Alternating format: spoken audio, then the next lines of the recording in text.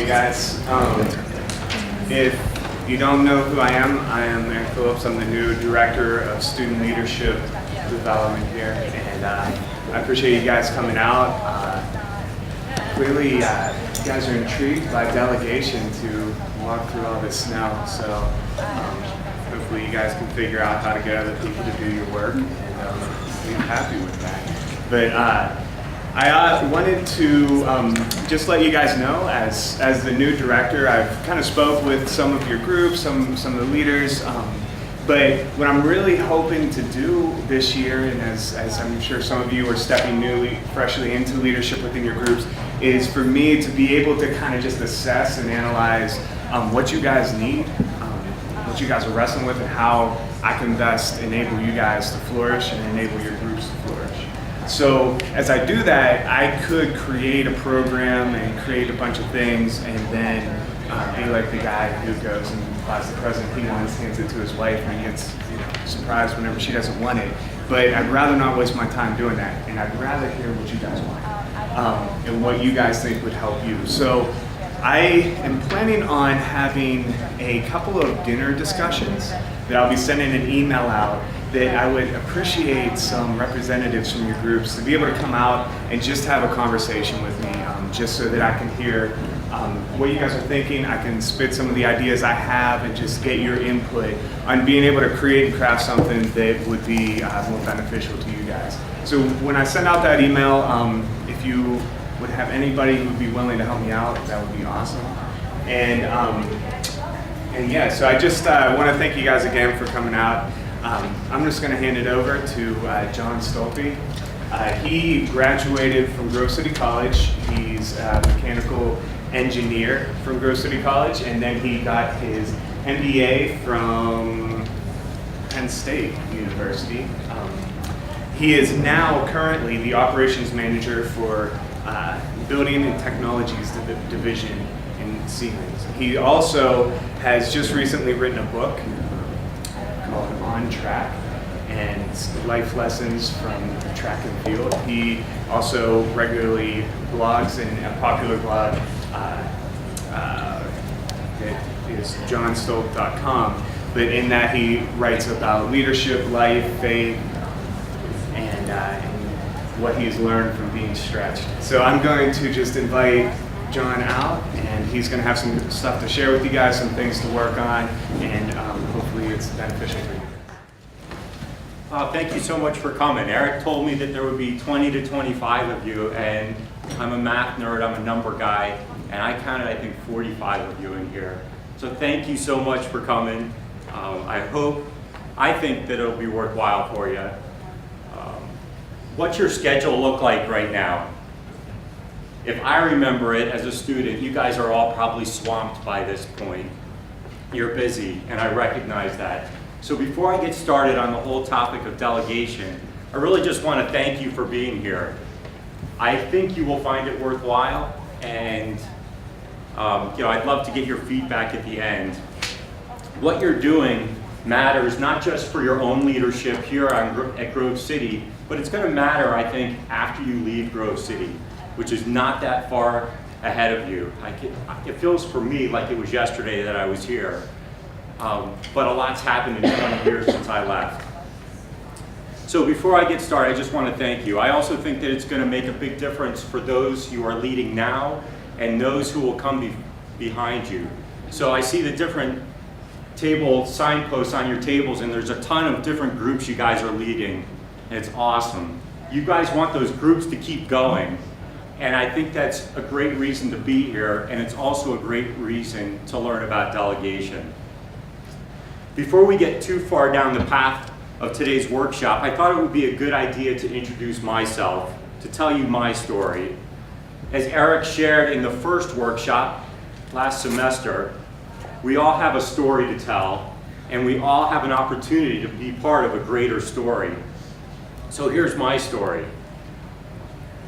I'm one of 3 boys. I was born in Illinois, and then I moved to New Jersey when I was 8 years old, and my dad took a pastoring job at a church in Mount Holly, New Jersey. I went to a high school, Rancocas Valley Regional High School, which is home to football greats Franco Harris, any Steeler fans here? Alonzo Spellman, Irving Fryer, and me. Actually, I didn't play football. I played pickup football. I actually played in the marching band. But I was at all the games at any rate. After high school, I came here to Grove City to pursue my mechanical engineering degree. And you know what? Grove City's a very special place for me. It's here where I started to develop some of my leadership and plug myself into various leadership roles. It's also where I got to meet my wife. She's sitting over here. Her name is Leanne, and I'll mention her a few times throughout my talk today.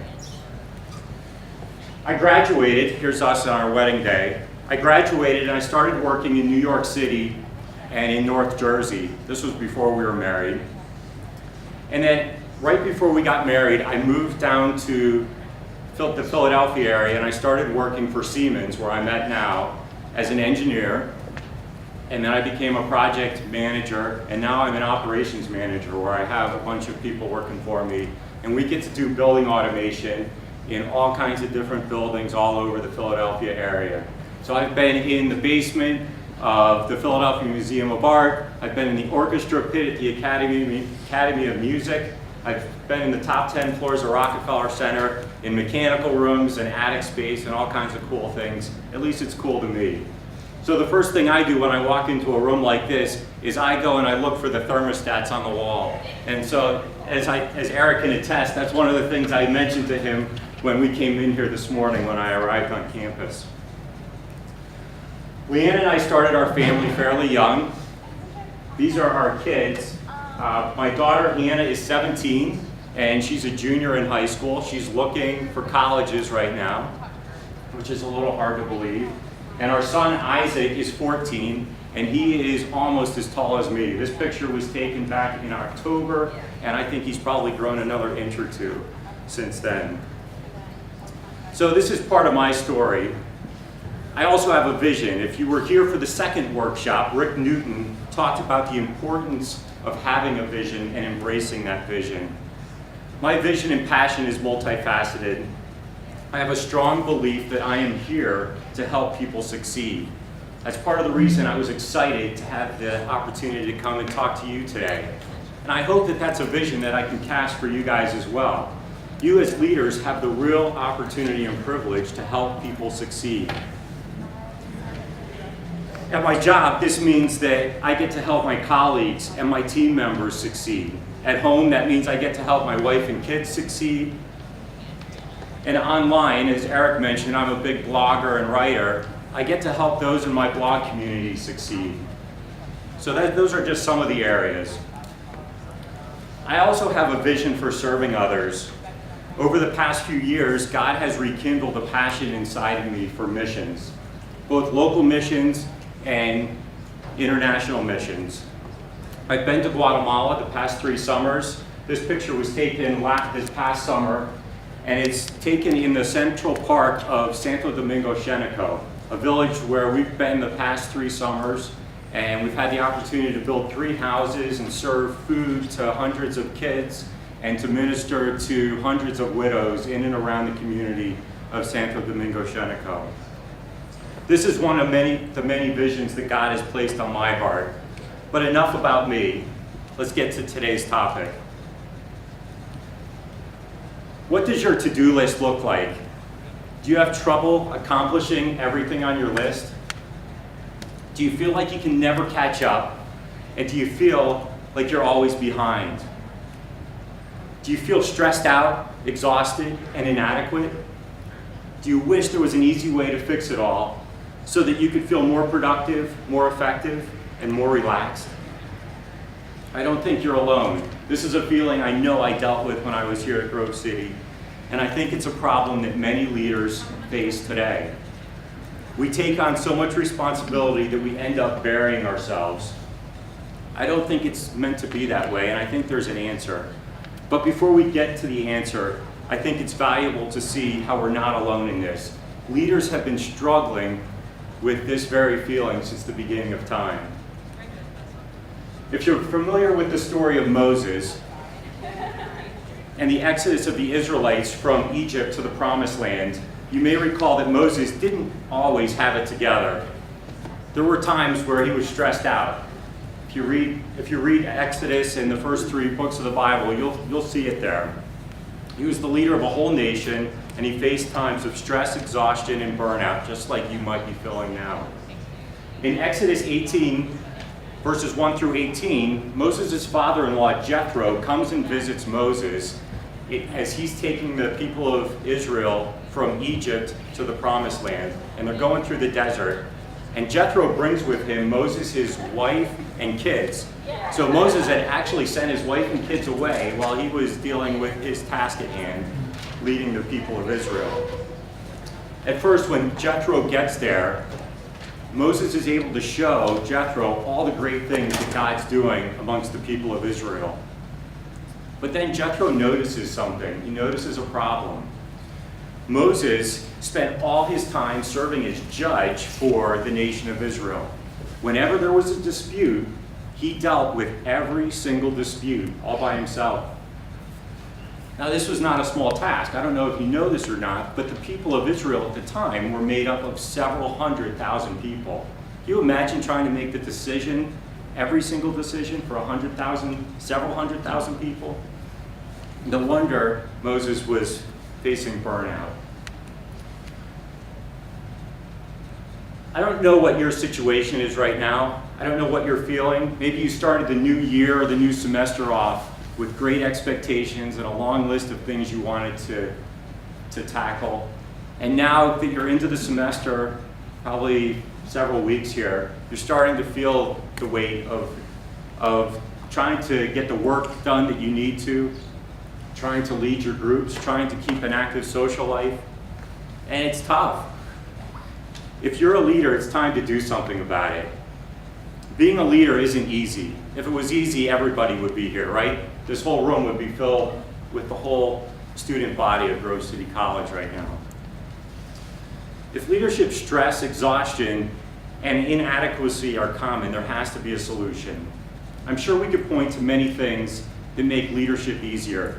Getting more sleep, exercising regularly, reading, finding a mentor. These are all great things, and I would recommend that you pursue them. But I think there's one thing that is often overlooked and is sometimes misused. Delegation is what I'm talking about. I'm not talking about pawning off the tasks that you don't want to do onto somebody else so that you don't have to do them. That's kind of more like dictatorship. I'm talking about spreading out the work so a leader and team can be more effective, which will lead to less stress, less exhaustion, and a deeper feeling of adequacy and fulfillment. Getting back to the story of Moses, in the second half of chapter 18, Jethro had a solution to the problem he observed. He recognized that Moses had a role amongst the people of Israel, and he wisely recommended that Moses delegate his responsibilities to other officials amongst the nation of Israel. He placed officials over thousands, hundreds, 50s, and 10s. And these officials judged the simpler cases, and only the more challenging cases were brought before Moses. This led to less strain on Moses, and ultimately it led to a happier community, a happier nation of Israel. It seems rather simple. Spread the work out, ease the load of the leader, use the leadership talents of others in the community, and make the community happier. Here are 6 reasons I believe leaders should delegate. First, delegation relieves stress and overload on the leader. Leadership can be lonely. You guys ever feel lonely when you're leading? It can be a heavy burden to bear alone. Delegation disperses the weight, so the strain isn't quite so great on one person. Delegation allows leaders and teams to get more accomplished in less time. You've heard it said, many hands make light work. Well, when you invite people to come in and be part of what you're doing, you get more done and in less time. Delegation frees up leaders for other tasks. If you try to do every single thing in the organizations you're leading, you're going to miss out on some key things that you really need to be putting your attention to. So delegation frees you up to tackle some of the things. In my case, it frees me up to manage the people who are on my team. Delegation builds a better team. When a leader tries to do it all by himself, he demonstrates a lack of confidence in his team. This ultimately demoralizes a team. But delegation done right provides an opportunity to motivate your team. How have you felt when people have asked you to be part of something they're doing? It's kind of cool to be asked to be involved. And that's what you as leaders have the opportunity to do. And you're building a better team by inviting others to be part of what you're leading. Delegation generates more success. When a leader gets others involved, he taps into the ideas and skills of other people who might otherwise be overlooked and underutilized. I know you guys are great. Every student I talked to this morning was just fantastic. I interviewed several candidates for positions at my company this morning. It was really cool to talk to them. But the reality is that we all have our weak points. We all have things that we're not super at. So we need to invite others who have some of those skills to fill the gaps. And with that, we will be more successful. And then finally, delegation prepares for the future. A leader will not always be around. How many seniors are in here? Several, at least a quarter of you. You guys are going to be leaving here in a few short months. And how many juniors? A lot of juniors. Believe it or not, you're not far behind the seniors. You guys will be gone before you know it. I know that's sad to think. You guys care about your organizations, and it's important now, if you want those organizations to last, for you to take steps now to make sure that they're well off before you leave. The other thing is that, when you get into the working world, you have the opportunity to be good stewards by preparing the next in line leaders. Grooming successors is an essential part of delegating, and it's the best way for a leader to leave a legacy, which is the overall topic of the workshops this year. If you want to overcome stress, exhaustion, and feelings of inadequacy, I think it might be time for you to start considering delegating. One small word of caution though, there is a difference between good delegation and bad delegation. We'll take some time to study that here in a few minutes. But before that, I want to share with you a little bit of a delegation confession. I can do it all by myself. These are the very words I said to my parents over and over again as early as I can remember. I've always wanted to be in control. I've always refused to ask for help. And I've longed for independence and control. I've certainly resisted the need to ask others to get involved with what I'm doing.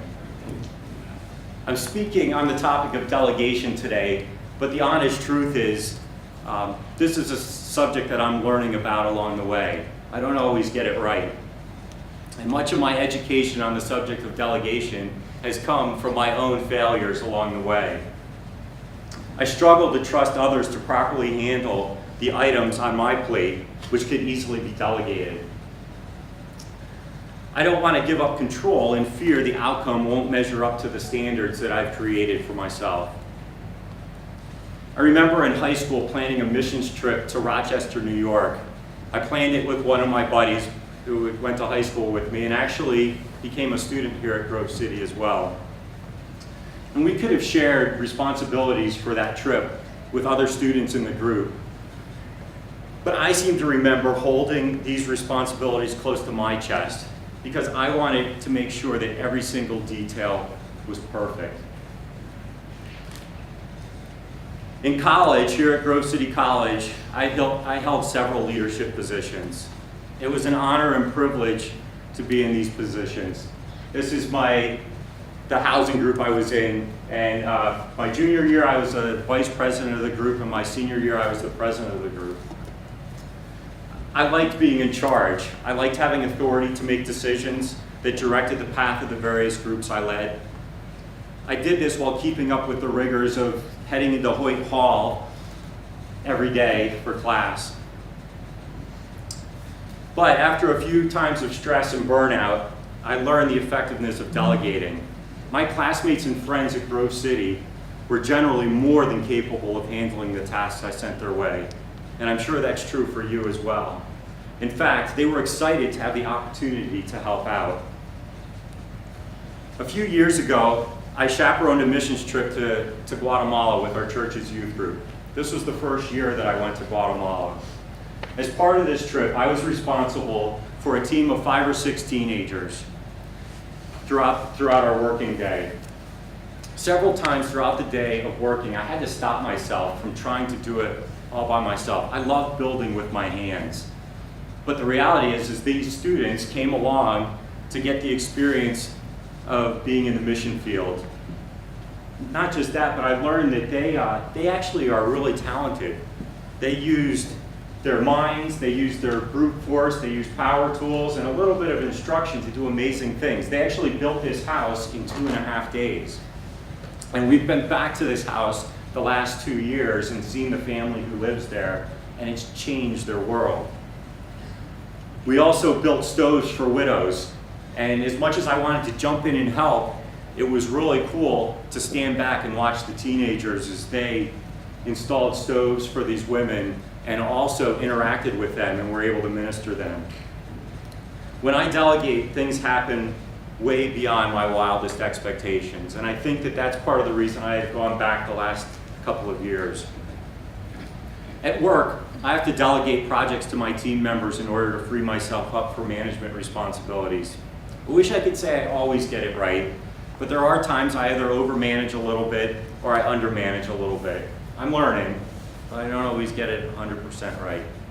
The place where I have the hardest time delegating, though, is at home. My kids need to learn by doing various jobs around the house, but I don't get this right more times than I care to admit. I lack the patience to wait for my kids to learn and follow through on tasks I should delegate to them so they can learn. I fail to take the time to explain my expectations, and I miss out on many opportunities to invite my kids into the things that need to happen around our house. When asked to address a problem, I fix it all by myself, instead of getting my wife and kids in on the action and resolving the problem. My wife, Leanne, is actually a way better delegator than I am. When I graduated from college, you may find this surprising, but my culinary skills were pretty weak. I could cook a box of Kraft macaroni and cheese, and I was great at microwaving hot dogs. Well, my wife, when we got married 2 years after I graduated, she was a teacher, and she came home late from school every night, and she had tons of work to do. So when I came home, I had to cook the meals. And I think she got tired of the macaroni and cheese and hot dogs. So I learned to follow recipes and I learned to cook. And you know what? My wife wanted to make sure that our kids knew how to cook when they left home. And I'm proud to say that my kids are actually way better cooks than I am. If you want a fancy meal, come over to our house and ask Isaac to cook for you. He's amazing. And I think that that really is happening because Leanne has done a great job delegating. I miss out on so many opportunities to get to delegate, and it's not good for me or for the people who I lead. So maybe I'm being a little hard on myself, but that's who I am. I want to be a great boss. I want to be a fantastic father and a wonderful husband. I really want to be a dynamic and effective leader. And I'm guessing that that's true for you as well. I can't imagine that you would waste an hour of time because you just wanted to be here. I have to believe you want to be great leaders as well. The great thing is that we don't have to wait until we know it all. We don't have to remain stuck in our delegation failures. Today is a brand new day. With each new day comes the opportunity to start fresh. Does anybody struggle with delegation like me? It's okay, you're not alone. Maybe I'm the only one who struggles. My friends from the blog world, Larry Carter and Bill Grandi, had this to say about their own struggles with delegation. Larry Carter is a blogger. He writes at Dusology.wordpress.com, and he's a leader at his company where they build homes. He's also a leader in his church, and he says, I like getting the ball across the goal line myself. And then Bill Grandi, who happens to be a blogger but is also a pastor at a church in Indiana, says this: I think some of what was behind my inability to delegate was the simple fact I wanted it done. I knew it would get done the way I wanted it to if I did it. I robbed people of the opportunity to learn. Let's decide today, together, to be the leaders we were meant to be. Let's learn how to delegate starting today. So now you know my story. I've gone on long enough. Let's take a look at why leaders struggle to delegate. If you want it done right, do it yourself. Have you ever heard this before? Do you agree or disagree with the statement? Unfortunately, many so-called leaders live by this statement. This is really a cop-out for failing to delegate. Let's continue the conversation by looking at the potential downside of delegation.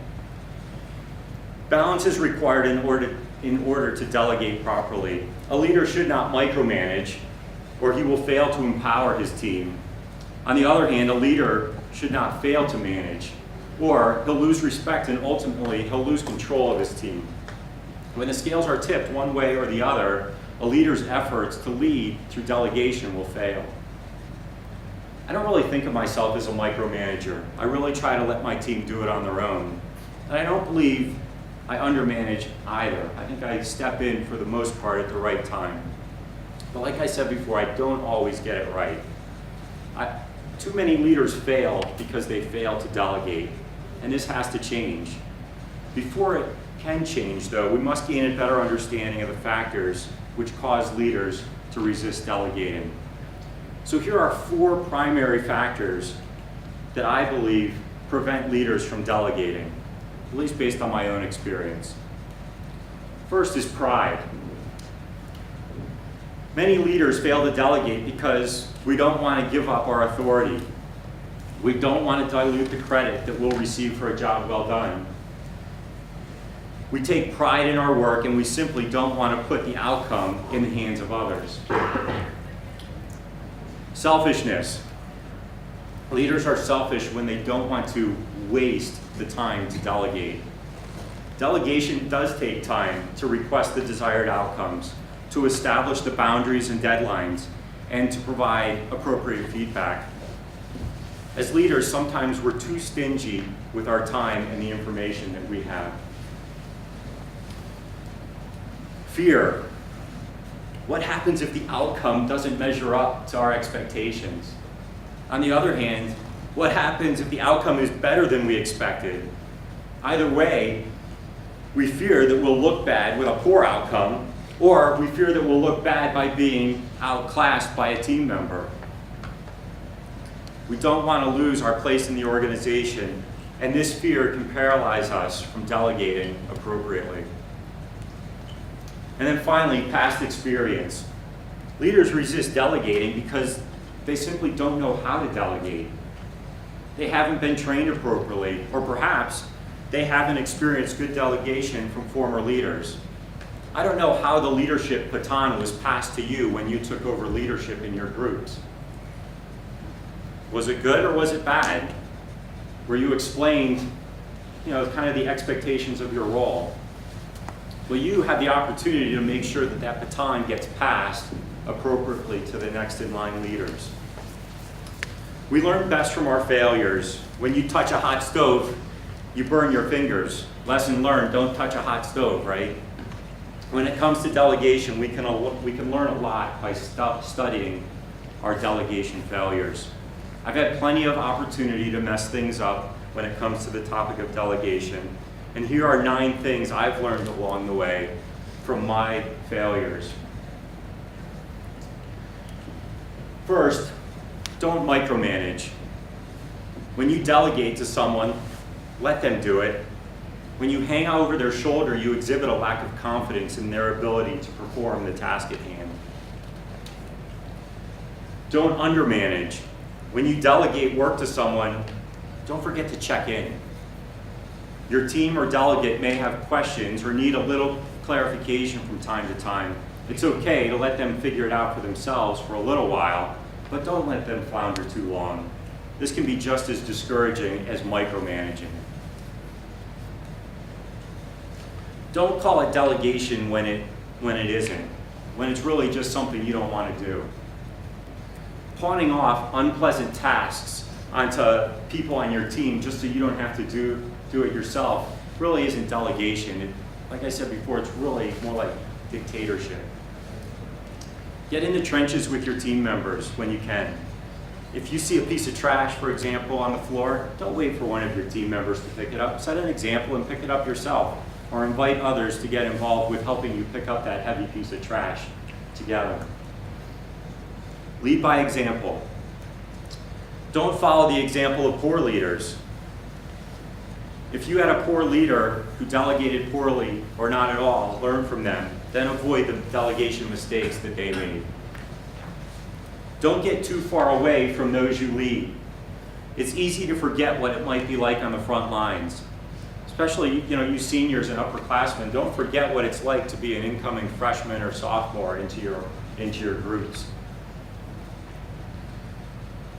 Take a lead from the hit television show Undercover Boss. Have you guys watched that? And stay tuned to what your employees or what your team members are up against. As leaders, we have to have empathy for our team members. Don't delegate the same way to everyone.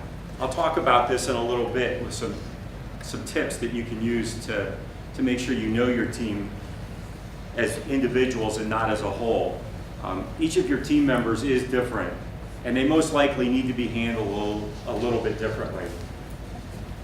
Don't try to do it all by yourself. Don't try to be like Moses and judge the entire nation of Israel. Invite other people to get involved. Don't forget to set expectations when you delegate.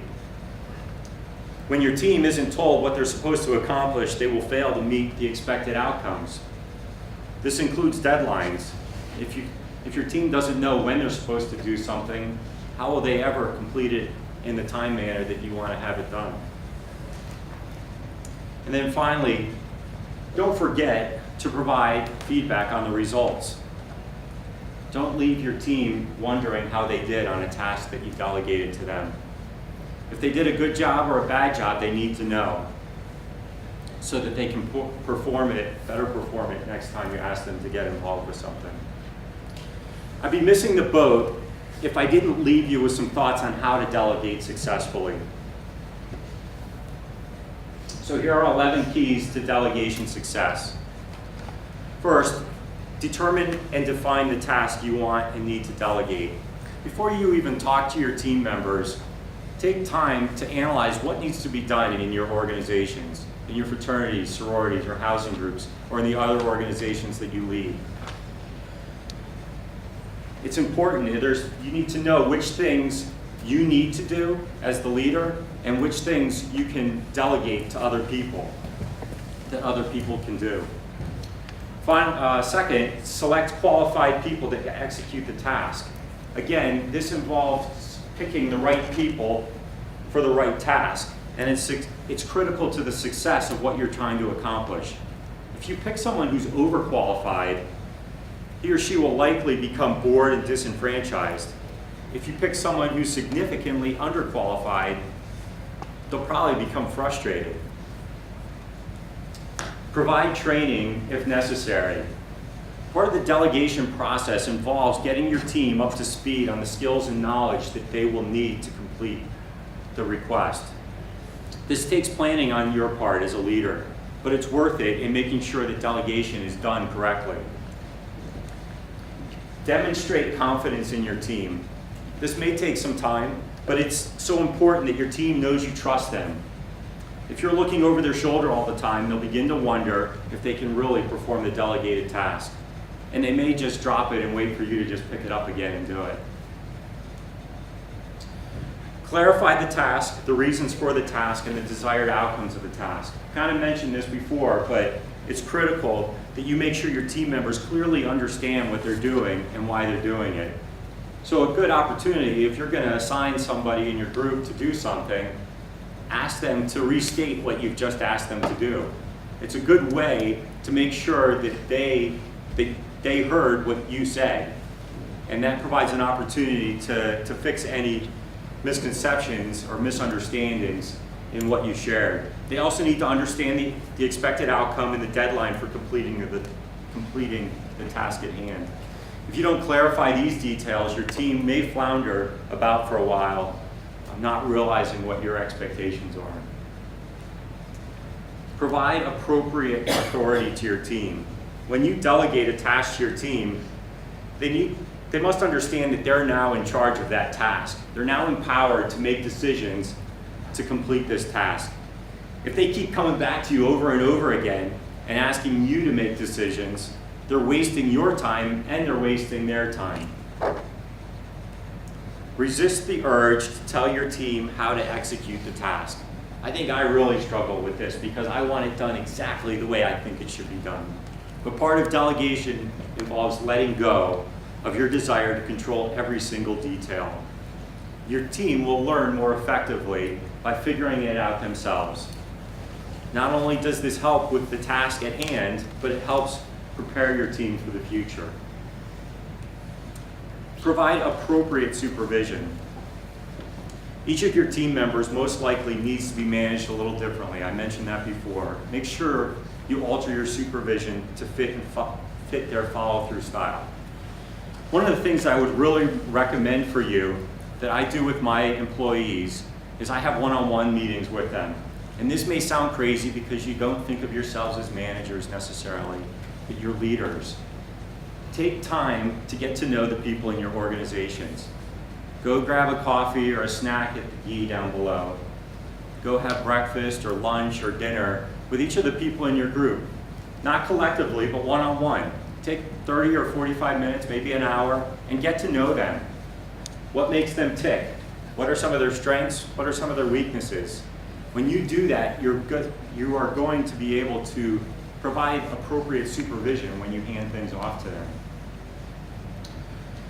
Provide appropriate opportunities for checkpoints while the task is being executed. Now again, I don't recommend looking over their shoulder all the time, but provide some opportunities for check-in. So if you've got somebody in your group who's planning the next big social event, maybe spring party, and you've given them that assignment, let them run with it and then check in with them maybe once a week. Find out how they're doing. See if they need any help from you. Maybe they need your help to grab another resource to pull off what you've asked them to do. And this may be hard, but you need to let your team fail. Your team will learn from their failures. It's essential you let them fail occasionally, as this helps them learn for the future. This may be an inconvenience to you in the short term, but it will pay off in the long term. And then finally, provide feedback when the delegated task is complete. When the task is complete, it's important to tell your team how they did. If they did well, appropriate praise and gratitude will encourage continued efforts along that way when you delegate to them. If they did poorly or didn't do so well, take time to tell them that. Teach them if you need to, and encourage them so that they won't make the same mistakes the next time you give them an assignment. Now, I hope I've given you something to think about as you lead in your current organizations and as you're prepared to lead when you move on from here. As I stated before, your time here at Grove City is a small window, and you're going to be leaders wherever you end up outside of the campus walls. A key aspect of delegation is granting permission to others.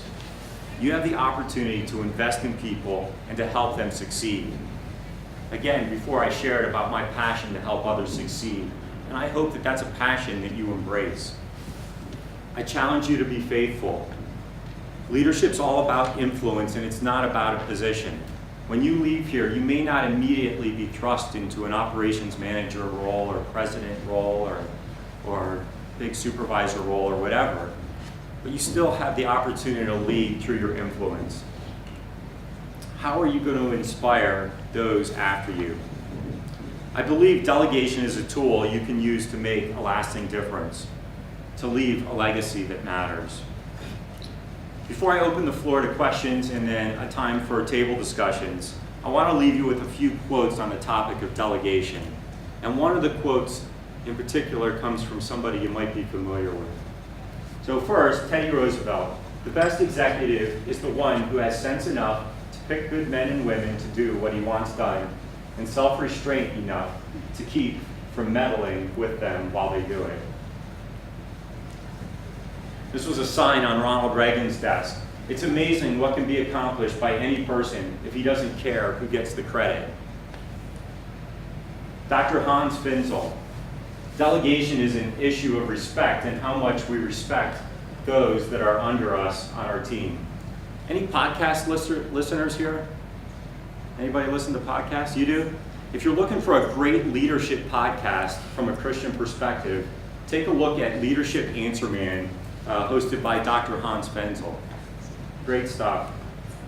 Ronald Reagan, surround yourself with the best people you can find. Delegate authority and don't interfere as long as the policy you've decided upon is being carried out. Anthea Turner, the first rule of management is delegation. Don't try and do everything yourself because you can't. Stephen Covey, people in organizations don't grow much without delegation and completed staff work because they are confined to the capacities of the boss and reflect both personal strengths and weaknesses. And then finally, you might recognize this name, Eric Phillips. Delegation is giving others the opportunity to participate in the story. If you have a good story, people will line up to get involved, to play a part in the story. So with that, I'd like to open it for a few minutes for questions on the topic of delegation. And if there are none, we'll move into a time of table discussion.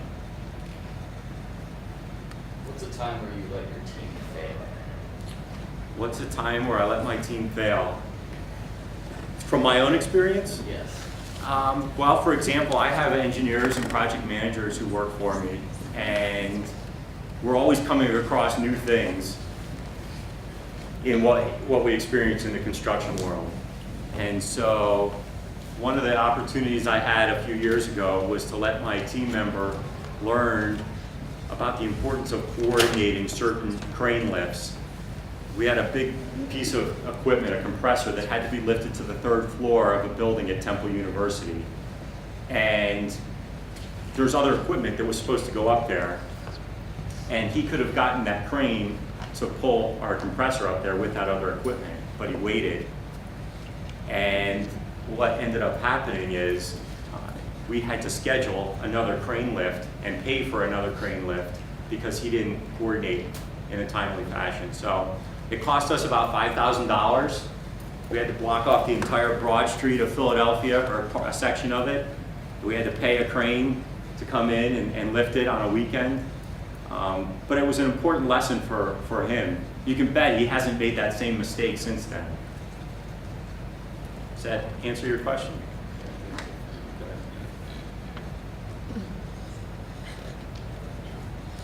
Yeah, Eric. Hi. So, I was wondering if you could just kind of speak to this, because I think a lot of these guys too, they're in that tough situation of being leaders in a somewhat voluntary organization. And so, what advice do you give to the leaders here that completely agree they want to delegate, but nobody seems to want to help carry the load? Yeah, it can be tough to do that. I think part of that is to invite other people to be part of what you're trying to accomplish. The only real way you're going to do that is to spend time with those in your organizations. They need to know who you are and what your passion is. So use any opportunity that you have to share that passion with them. And sometimes it may feel like you're talking to the wall. But the reality is when they see you repeatedly talking about it and living it out in your organizations, they're gonna start to embrace that over time. And it may be something that doesn't take effect all at once. You've seen the commercial. You guys probably don't watch TV because you're studying. but there's a couple of investment commercials where they start with a little domino and they knock it over and it moves to a bigger domino until they get to a giant domino. Sometimes your action to delegate one simple task may be the domino effect to really affect your organization, and you might not fully see that while you're here. You may not even see it when you come back for the first couple of years of homecoming and your reunions, but you may see it when you come back 20 years later and your organization is thriving.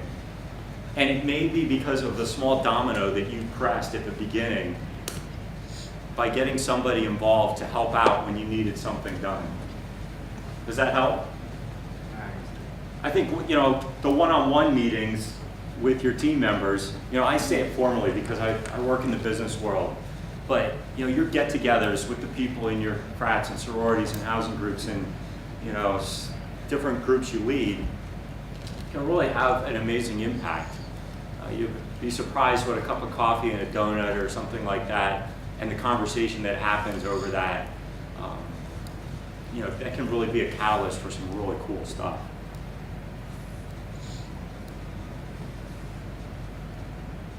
Any other questions? I'll kind of poke around during the table discussions. I left some questions on the table that you can use to get you started, but I would encourage you to think about ways that maybe you need to consider delegating in your group, not just for the current state of your group, but think long term too in some of your answers. Okay?